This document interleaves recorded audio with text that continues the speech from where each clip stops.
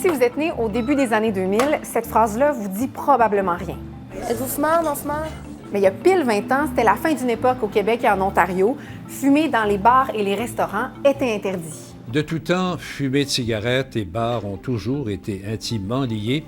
Eh bien, cette réalité va changer une fois pour toutes. Pendant ce temps, à Québec, le ministre de la Santé se débarrassait des centaines de cendriers qui provenaient des bars de la région.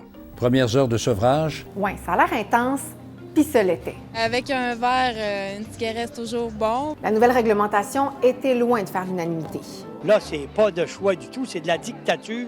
S'ils nous empêchent de fumer, bien, c'est quoi qu'on va faire?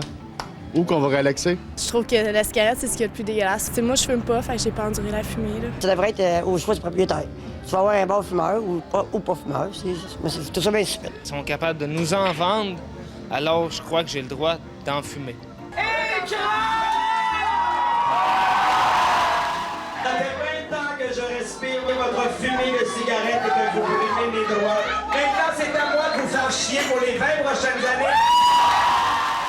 Autre inquiétude, la gestion des mégots de cigarettes. On calcule qu'à Montréal seulement, 1 milliard de mégots de cigarettes se retrouvent, Dieu sait où. L'objectif du gouvernement, c'était de réduire le tabagisme et protéger les non-fumeurs à la fumée secondaire. Et d'ailleurs, on n'était pas les premiers à adopter une réglementation du genre.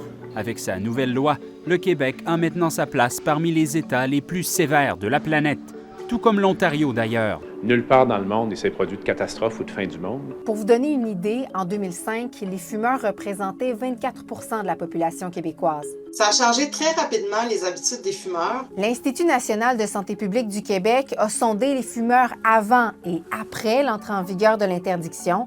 Et le constat? La fréquentation des restaurants et des bars chez les fumeurs n'avait pas changé. La moitié des fumeurs ne fumaient plus du tout lorsqu'ils allaient dans un restaurant. Et dans les bars, 90% des fumeurs fumaient encore lorsqu'ils allaient dans un bar, mais ils fumaient la moitié moins de cigarettes parce que maintenant, ils devaient sortir à l'extérieur pour fumer.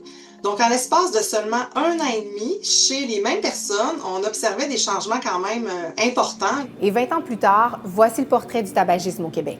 La proportion de fumeurs diminue graduellement depuis plus de 20 ans. On est passé à 25% de la population générale des 15 ans et plus qui fument à environ 11% là, selon les données les plus récentes. Si la prévalence de la cigarette a diminué, le nouveau défi en 2026, c'est le vapotage, dont la proportion d'utilisateurs a grimpé en flèche dans les dernières années.